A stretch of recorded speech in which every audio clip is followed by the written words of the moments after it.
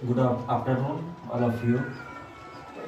आज मैं आपको 4 नंबर का tense present perfect continuous tense, जो कि प्रेजेंट टेंस का चौथा हिस्सा है, चौथा टाइप है। This is the fourth type of present tense, present perfect continuous tense. इसकी पहचान में सबसे पहले हम देखते हैं पहचान इसकी क्या है।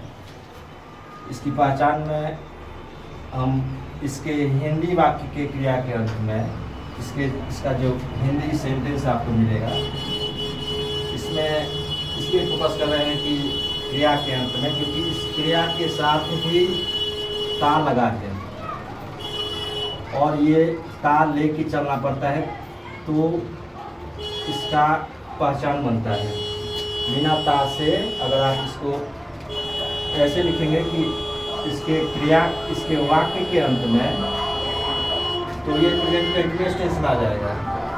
इसीलिए हम इसको क्रिया के अंत में जो ता लगा है, इसीलिए हमने लिखा है इसके हिंदी वाक्य के क्रिया के अंत में ता रहा है, दी रही है, दे रहे हैं, etc लगा रहता है।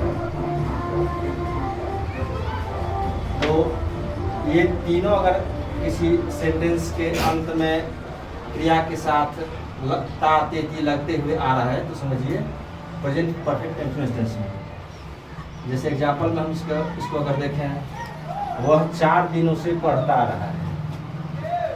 ये अफर्मेटिव का मेरा एग्जांपल है। वह 4 दिनों से पढ़ता आ रहा है। अब इसमें सबसे पहले हम देखेंगे कि ये 4 दिन जो समय दिया है, ये इंडेफिनिट है, अनिश्चित है, निश्चित नहीं है। तो इसके लिए हम फॉर का प्रयोग करेंगे, और जो निश्चित समय रहेगा, जैसे 4 वर्षों से रहेगा, 4 महीने से रहेगा, 4 सप्ताह से रहेगा, या फिर किसी दिन सोमवार से रहेगा, मंगलवार से रहेगा, बुधवार से रहेगा, जनवरी से रहेगा, मंथ, तो इस तरह से रहेगा, तो उसमें सिंस का प्रयोग किया जाता है।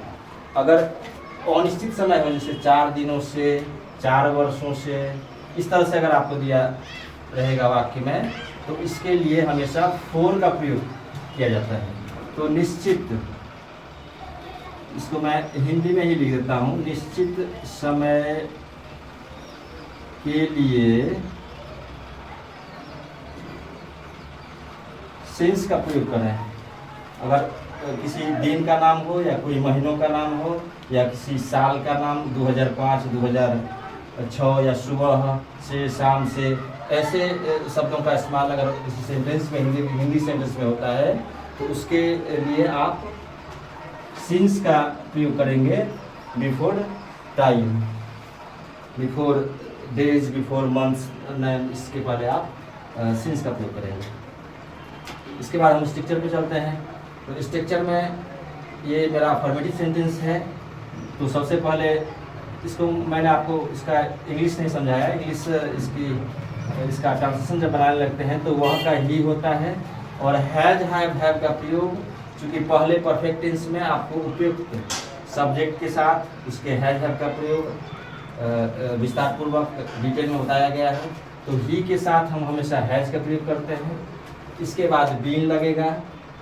इसके बाद वर्ब का चौथा रूप रीडिंग, जैसा कि यहाँ दिया है बिफोर रीडिंग, इसमें ऑब्जेक्ट नहीं है, तो टाइम हमारा 4 दिन से है, 4 दिन है, 4 दिनों से, तो 4 दिन, इसके पहले 4 का प्रयोग किया जाएगा, क्योंकि अनिश्चित है, ये निश्चित समय नहीं है, अनिश्चित समय है। अब स्ट्रक्चर में अगर चल रहे हैं, तो सबसे पहले अफर्मेटिव में सब्जेक्ट हैव या हैज में से किसी एक का प्रयोग करेंगे, बीइंग का प्रयोग करेंगे। इसके बाद वर्ब के चौथे रूप का प्रयोग करेंगे। हमेशा ध्यान रहे कि प्रेजेंट परफेक्ट कंटीन्यूअस टेंस में वर्ब के चौथे रूप का ही प्रयोग किया जाता है। इसके बाद अगर सेंटेंस में ऑब्जेक्ट हो, तो ऑब्जेक्ट का प्रयोग कर सकते हैं।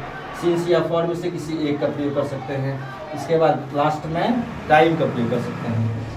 निगेटिव में जाएंगे तो ये सब्जेक्ट है जैसे ही है। इसके बाद नोट का प्रयोग करना पड़ेगा। नोट का प्रयोग कंफ्यूज्ड बहुत से most of student confuse that not is used after been, not is used before been. Not का प्रयोग बीन से पहले किया जाता है, जैसे नोट, इसके बाद बीन, इसके बाद वर्ब फोर, इसके बाद ऑब्जेक्ट, इसके बाद सिंस या फॉर में से किसी एक का प्रयोग समय के अनुसार देख के हम कर सकते हैं। लास्ट में टाइम जो रहेगा मेरा वो दे देंगे उसमें।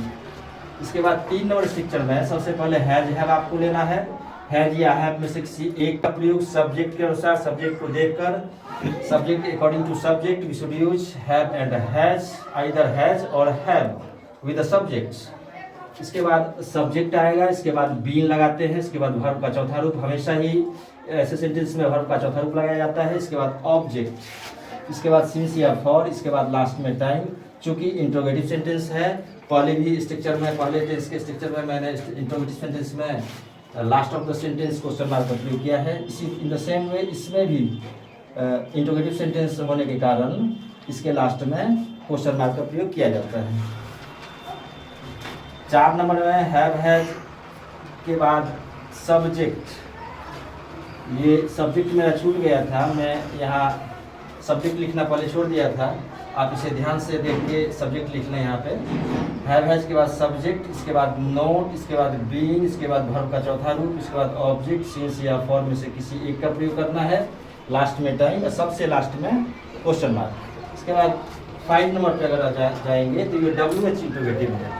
WH मतलब जो व्हाट से शुरू हो, हु से शुरू हो, हुम से शुरू हो, वेयर से शुरू हो, H का मतलब हाउ से शुरू हो। इन सब शब्दों से अगर कोई सेंटेंस, ऐसे वर्ड से अगर कोई सेंटेंस स्टार्ट होता है तो उसको स्टार्ट नहीं, वो बीच में आता है। जैसे यहाँ वह क्या पढ़ता है, वैसे इस टेंस में ये एग्जाम्पल नहीं है, ये इंडिफिनिट टेंस का इंडिफिनिट टेंस का सेंटेंस है, लेकिन आपको ये बताते चलें कि ये बीच में क्या है। अगर बीच में क्या रहता है तो उसको WH सेंटेंस कहा जाता है। अगर यही शुरू में रहेगा, क्या वह पढ़ता है, तो इसे यस नो इंट्रोगेटिव बोला जाता है। तो WH में पहले WH, इसके बाद हैज है में से किसी एक का प्रयोग करेंगे, सब्जेक्ट, बीन, वर्ब का चौथा रूप, ऑब्जेक्ट, सिंस या फॉर में से किसी एक का प्रयोग करेंगे, according to the subject, according to time, not subject, last में टाइम, लास्ट में क्वेश्चन मार्क। इसके बाद 6 नंबर में पहले WH, इसके बाद हैज या हैव में से किसी एक का प्रयोग करेंगे, इसके बाद सब्जेक्ट, इसके बाद नोट, इसके बाद बीन, इसके बाद V4, इसके बाद ऑब्जेक्ट, इसके बाद सिंस या फॉर में से किसी एक का प्रयोग करेंगे, लास्ट में टाइम, लास्ट में साइन ऑफ इंटरोगेशन। अगर आपको ये कम दिखता है, विजिबिलिटी अगर इसकी कम है, तो आप जूम करके इसे अपने एक कॉपी बना के जो कोई भी आपका लिखने का सिस्टम हो उसमें नोट करें, या आपको आगे काम करेगा। ये बहुत ही शॉर्टकट में लिखा गया है, ज़्यादा विस्तार पूर्वक लिखने की जरूरत नहीं है। हमें सेंटेंस को समझने की ज़रूरत है, बनाने की ज़रूरत है। अगर हम बना लेते हैं, सारे टेंस जब ख़त्म हो जाते हैं, अगर सारे मिला के आप सेंटेंस को बना लेते हैं, तो केवल टेंस सीखने से ही आपको अंग्रेजी बोलना थोड़ा थोड़ा आ जाएगा। आप बहुत ही ऐसा अंग्रेजी में सेंटेंस समझ सकते हैं। ये काफ़ी 12 सेंटेंस काफ़ी यूज़फुल है। तो इस सेंटेंस को आप बारीकी से सीखते रहें। मैं एक एक करके सिखाता हूँ। जब ये 12 खत्म हो जाएगा तो 12 में से आप हमेशा बनाने के लिए हम भी देते रहेंगे, आप भी इसको बनाते रहिए। और आप कोशिश कीजिए कि 12 का 12 सेंटेंस आइडेंटिफाई करके इसको हम आराम से बना लें, तो आप समझ तब आपकी बेस स्ट्रांग हो जाएगी। इसके बाद स्ट्रक्चर्स वगैरह जिसमें भी जिस तरह मिल जाएंगे आपको समझ में आएगी, आपको अच्छी इंग्लिश पकड़ हो जाएगी आपकी। तो इस तरह से अफर्मेटिव है, इस तरह से नोट लगा के नेगेटिव ये सारे स्ट्रक्चर को देखते हुए 3, 4, 5, 6 देखते हुए 6 टाइप ऑफ सेंटेंस में आप ढाल सकते हैं, इसको बना सकते हैं। और 10-5 खुद ही लिख के, मैं हर वीडियो में बताता हूँ आपको कि 10-5 खुद ही लिख के आप इससे घर पे प्रैक्टिस कर सकते हैं। और प्रैक्टिस करने के बाद आप पीछे वाला जो टेंस मैंने पढ़ाया है, अब तो आपके पास 30 टेंस हो गया, present indefinite, present continuous, present perfect. तीनों टेंस में मिला के अपने आप कम से कम 10 ट्रांसलेशन लेके रोज प्रैक्टिस करें, आपको याद रहेगा, आप प्रैक्टिस में रहेंगे और आप इसे आसानी से सीखेंगे। फिर आगे आप 12 सेंटेंस को आसानी से कवर करेंगे। आप सारी सेंटेंस को अगर सीख जाते हैं तो आपको आगे समझने में कोई प्रॉब्लम नहीं होगा। मोस्टली स्टूडेंट्स, मैंने I have seen that most of student do not understand even tense, let alone other things. So tense, understanding tense is the main purpose for us. We should understand the whole sentences of tense, and we should learn the actual use of auxiliary verb with the subjects. Okay, thank you.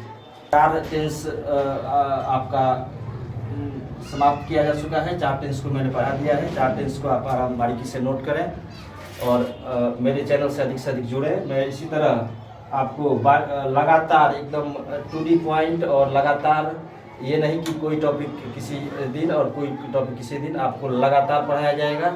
आपको 11th में, 12th में, 9th में, 10th में, air force, navy वगैरह सभी exams में आपके लिए कारगर होगी। तो अधिक से अधिक सब्सक्राइब करें और चैनल से जुड़े। Thank you.